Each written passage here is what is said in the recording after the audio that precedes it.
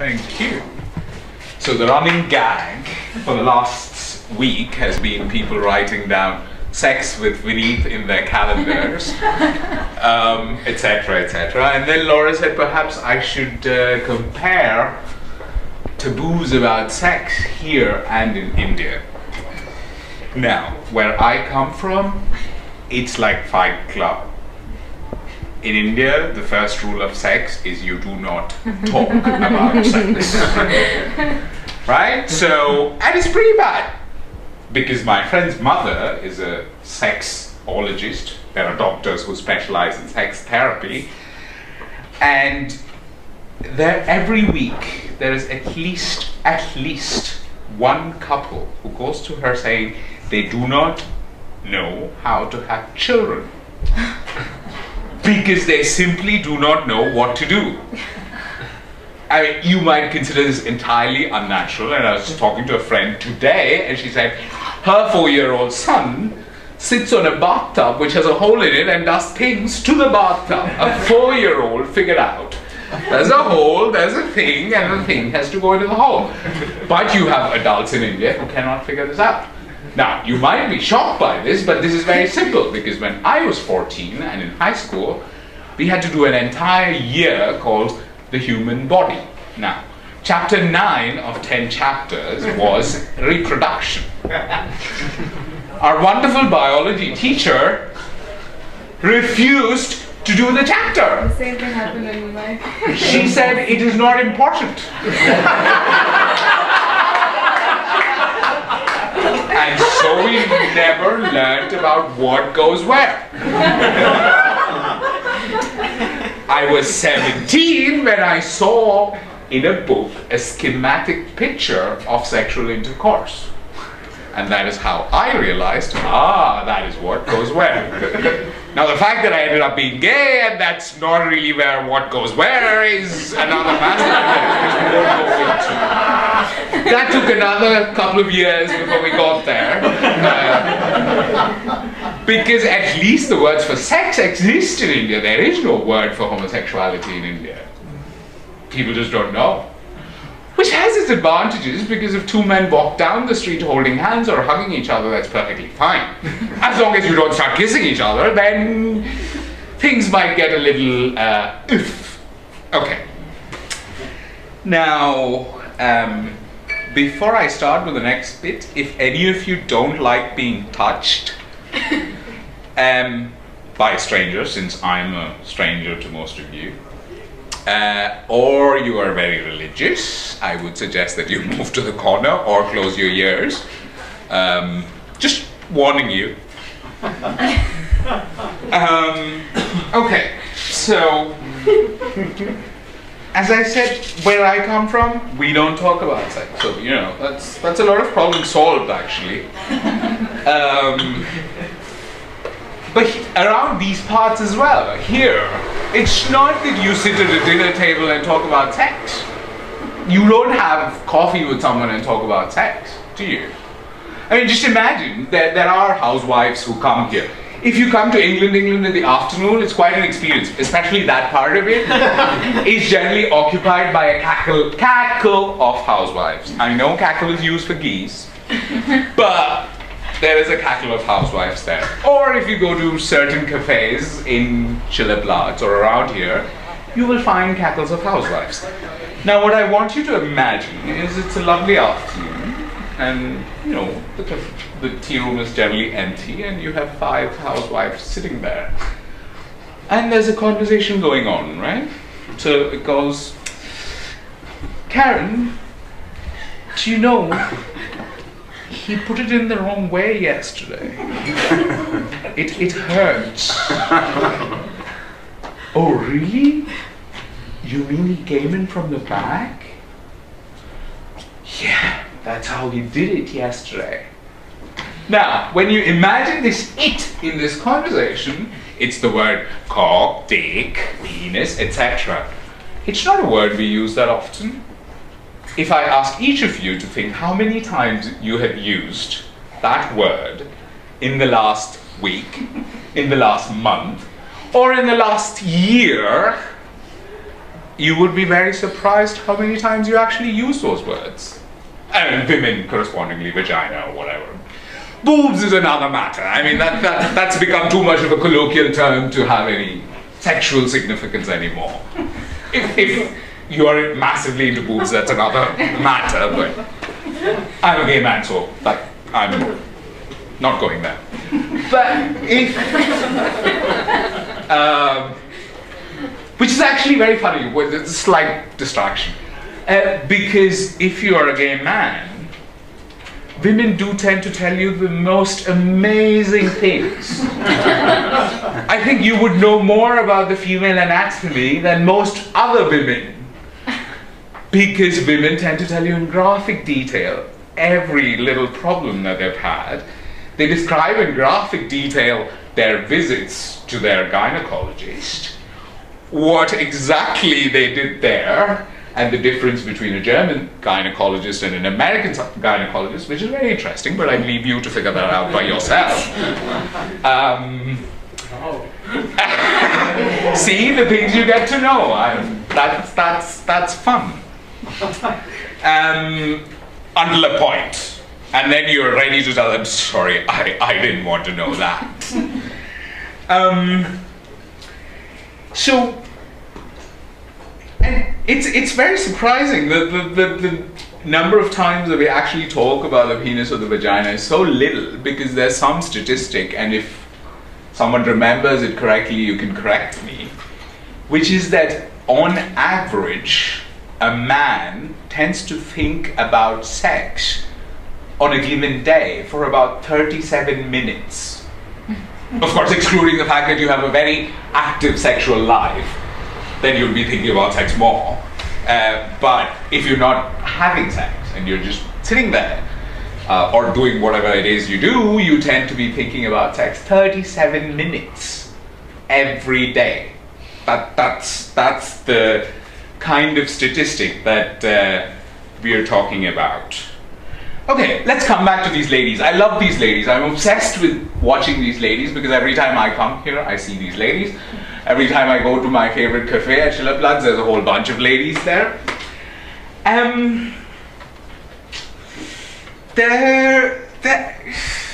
Okay, at the cafe, every day, then when I go in the morning, I run into this woman, and that's not you, Shirin, I'm talking about, it's not you. It's another woman who gives me the lowdown every day, but she doesn't look at me. She looks at me up, she doesn't look at my face.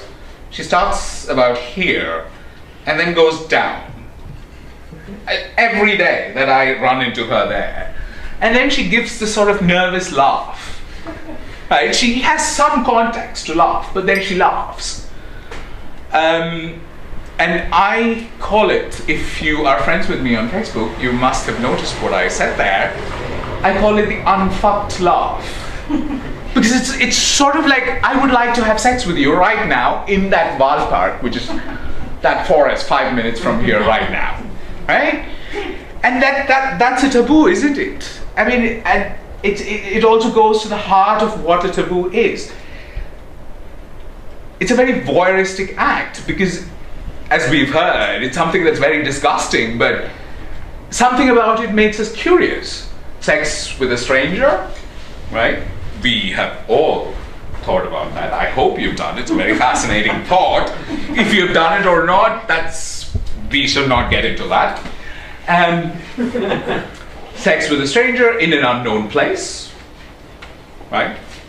Sex with a stranger in a hidden place. Hidden sex with a stranger in an unknown place.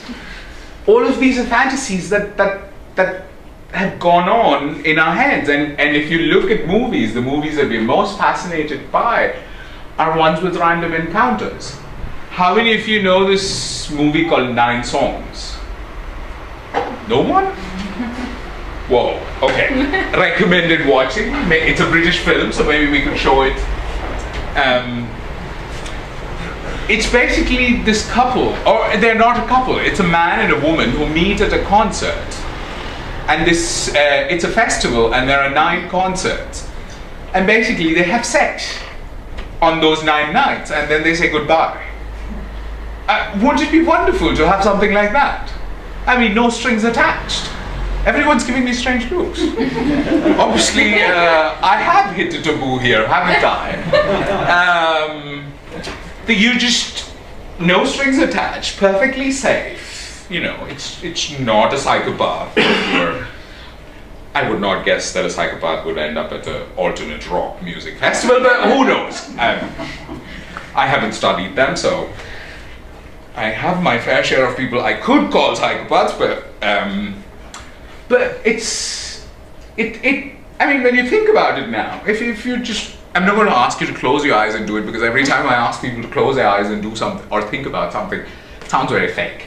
So I'm just going to ask you to keep your eyes open and think about meeting this very handsome person. You are in a relationship, let's assume, right? You are in a relationship, but you're now in a very faraway city.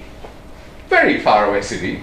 Your partner is nowhere in sight, is not going to be anywhere in sight, promised, right? I'm God, I promise that I will keep your partner away. And you meet this very attractive stranger who's exactly the kind of person you knew from the day you were a sexual being, that this is the person you want to have sex with. Not a relationship, we're not going there. That's complicated and we shall leave that to other better people to deal with. We are simple creatures who live by our dicks instead of our brains, and we shall now think, would you do it? Assuming that that person finds you attractive, of course. You know, it's a two-way street. Just think, would you do it? Since it's quite public, I'm not going to ask you to raise your hands. Just asking you if you would do it or not. I just say that I would do it. Right? I think we have elevated sex and given it a sanctity that somehow has religion attached to it. Right? It's religion that gave it this sanctity, especially the Catholic Church, the Hindu religion, coming back to India. And I'm very pissed off about this, and I'm very pissed off about the British and the Persian invasions, because that changed India. We were a very sexual culture. I mean, if you go back far enough and read the text, people were fucking anything and anyone inside. Men, women, animals, who cares? I mean, go have fun. And then the Muslim invasions happened. That was okay, we sort of dealt with it. Women started covering themselves up. And then the British came. The British came. I mean, as all of you nodded, you know, that's enough. I mean, that was...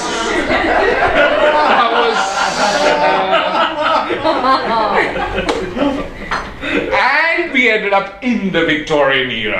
Oh, yes. I mean, this was fun, right? Article 375 of the Indian Constitution, and there is a reason why I'm very familiar with this article, states any sexual act which is against the law of nature shall be punishable by 10 years of rigorous imprisonment. Now, rigorous imprisonment means you are in a prison which does not adhere to the United Nations Declaration of Human Rights, right? You are cramped in a cell of this space with about 100 other people, and every day from 6 a.m. to 10 p.m. you have to hammer rocks. Your job is basically to break rocks. That's rigorous imprisonment, right? All of you got grades, but we shall leave that a bit out now and come back to this law. Formed in 1869. It stayed in the Indian Constitution, right?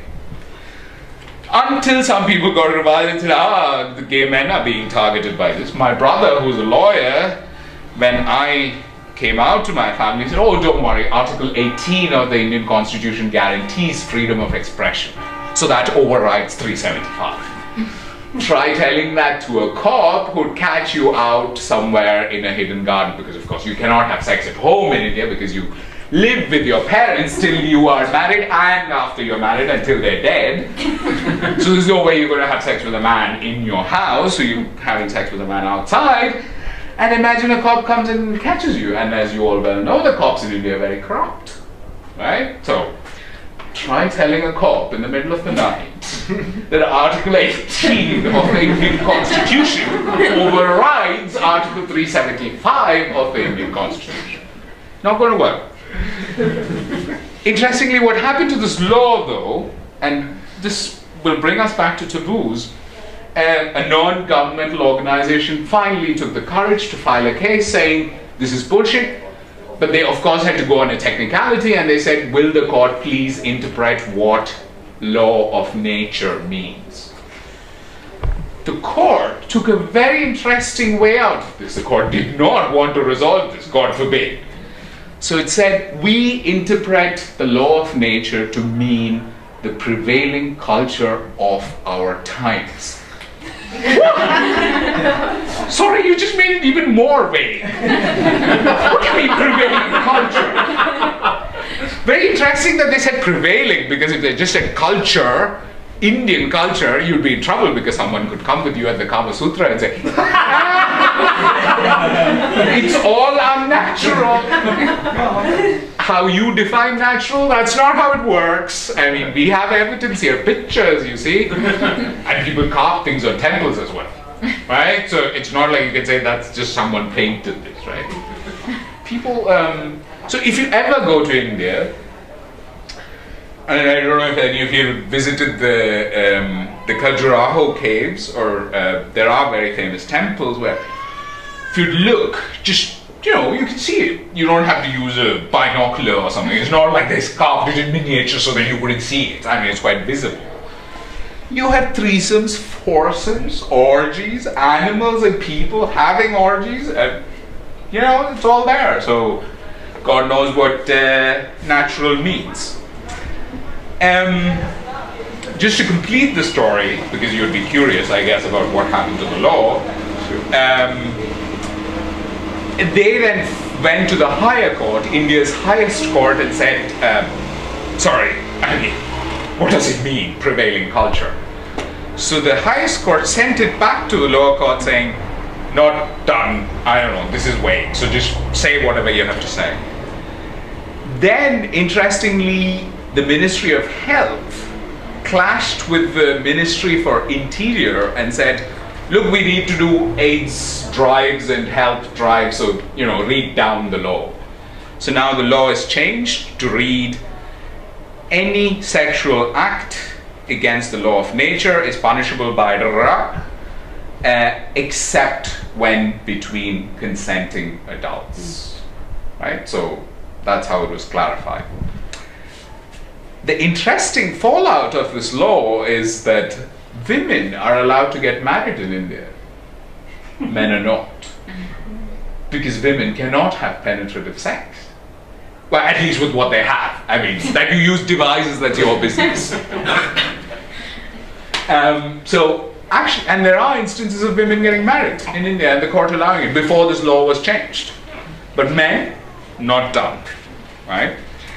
So, and that was the Hindu part of it. The church, though, is a completely different beast, and people much better than me have gone on about the church. And if you're curious and interested, Stephen Fry is a riot for everything to do with the church. Just go to YouTube, put Stephen Fry church, and you will have a laugh, right? So, with the Catholic Church, and there's a beautiful talk, I forget her name, it's an AIDS activist. And this whole thing with the church and condoms,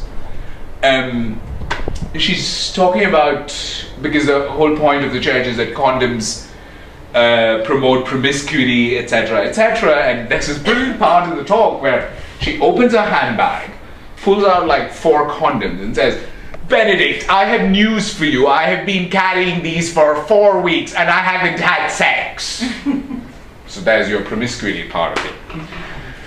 If you think about it, if the Catholic Church would have its way, we'd all be walking around with syringes of semen and glass plates of unfertilized eggs, right? And you just, because we only have to procreate. That's the point of the Catholic Church. But wait, hold on, that's unnatural. We can't walk around with syringes, can we? And just imagine how a Catholic marriage then would be. It would be like, would you, John Paul, accept into your glass plate of eggs that the white goo Benedict spurts from his syringe, right? That would be a marriage. I mean, that would be cool. But the syringe part doesn't sort of fit because it's against the natural order of things. So maybe we'd have evolved. Okay, now I'm on sticky ground here because I work in evolution and my boss is sitting there right now. So I will use the word evolve with a little care. Maybe we'd have evolved to become animals who have breeding places, right? So you go to a place, you spurt your semen, and then the woman comes along, or let's assume the eggs are there first, right? So she goes there, dumps her eggs, and then the man goes there, dumps his sperm, and the children sprout out of the ground. I mean, from dust to dust, right? I mean, it all makes sense. Somehow this nature did it the wrong way. I mean, so I don't know where the church is going to take us. And that brings us, because if you've noticed, I've used the word natural a lot of times. Laura used it a couple of times. And when you think about it, what exactly is natural? There are brilliant philosophers who have dealt with this question in the humanities, perhaps not so objectively, but quite subjectively. God knows they try.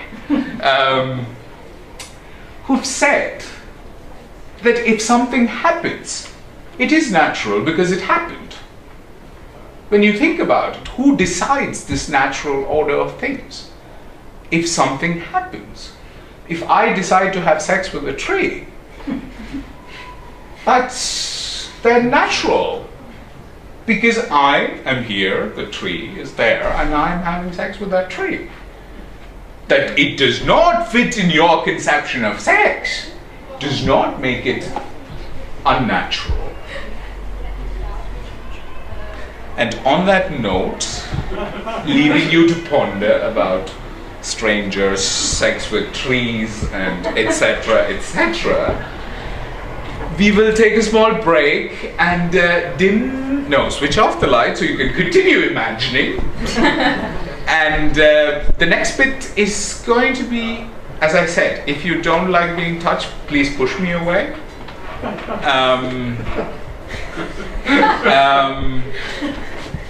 I shall promise to be as respectful as I can of the human body. Certainly of my body. And we shall take it from there. Okay? So, see you in the dark in a bit.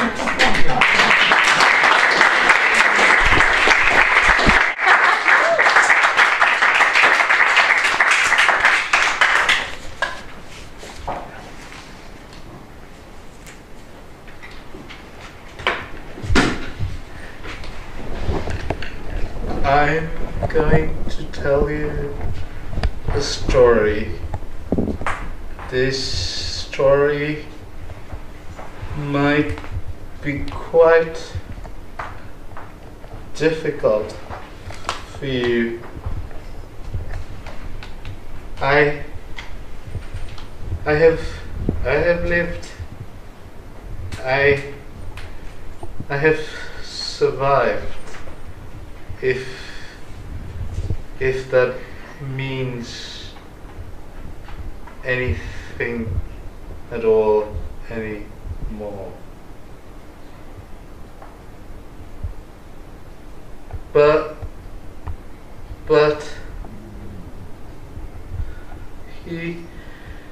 he's gone.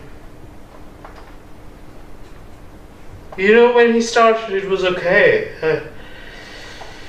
He had someone who could give him the body parts. He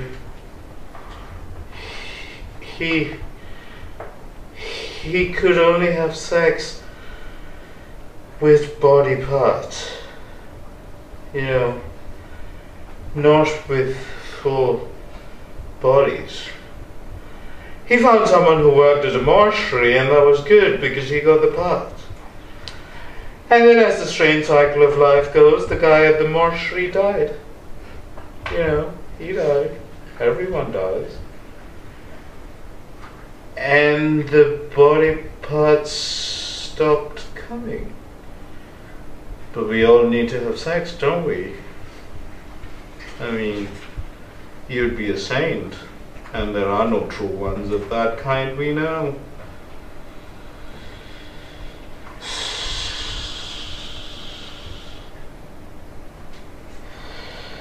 You have to forgive me. It hurts. It hurts. But I'm trying, and I have to tell you the story. This the story of mine. You might not want to hear it, but I have to tell it. I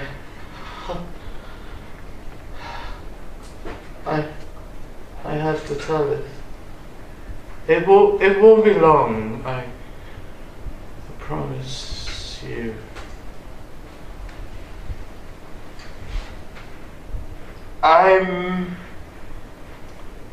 How I met him. That's not interesting. Not for you.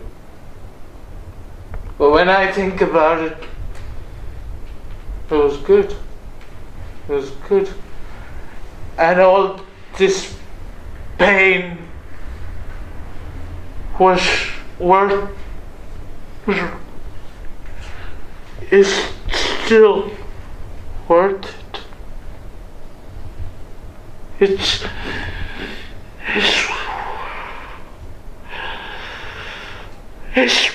worth it. He asked for a finger first, you know. Was just a finger. I mean, you know, if you use the proper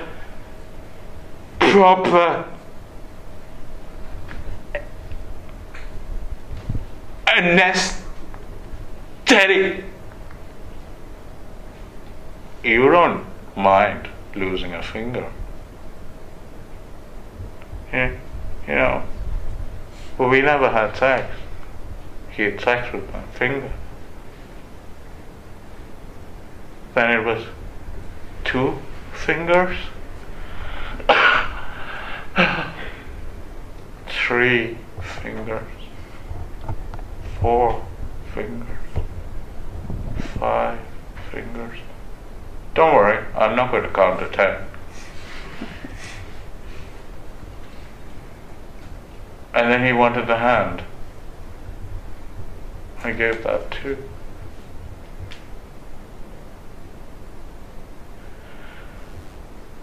Then he wanted the toes. He kept all of them, or I could see them, pickled. I was not locked. I could leave any time I wanted, you see. But though how one would leave without hands and legs beats me. How would I open a door? How would I leave? But the thought never occurred to me to leave. It was good. I was fed. I was clothed. I could watch television. You know, important these days, don't you think? Television. What would we do without television? We'd have to talk to people.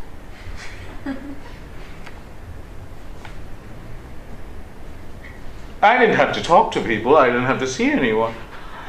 I just had to do organ donation. That's how I that's what I told myself.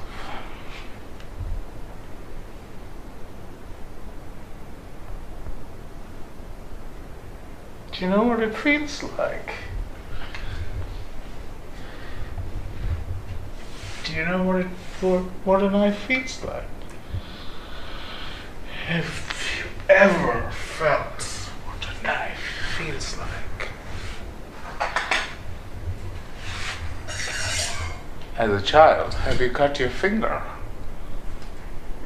Now, imagine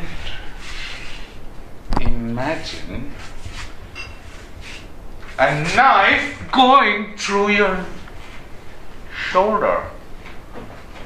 How would you like that? It hurts, doesn't it? It hurts. You bleed. Of course, if you want to participate in something like this, you better not be someone who's squeamish at the sight of blood.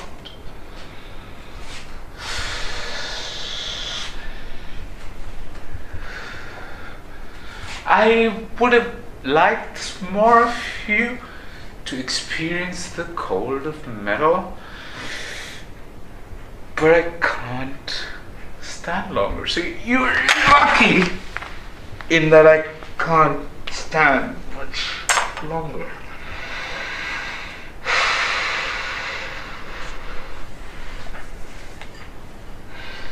It was all good. It was all good. It was all fine. You know.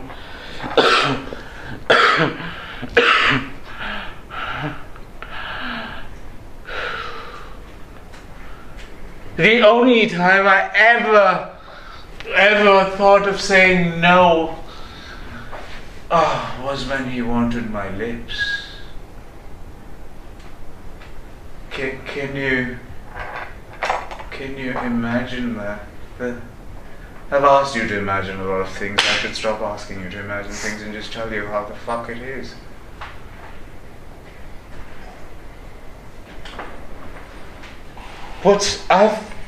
Would you try something for me, one of you?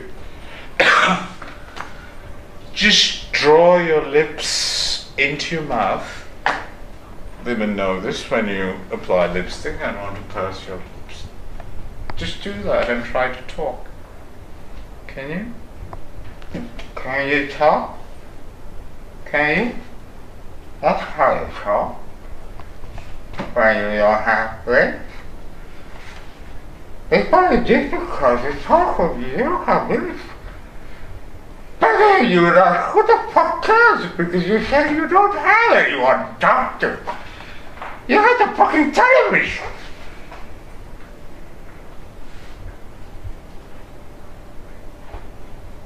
And then he died. And there I was, armless, legless, lipless, like a box. I became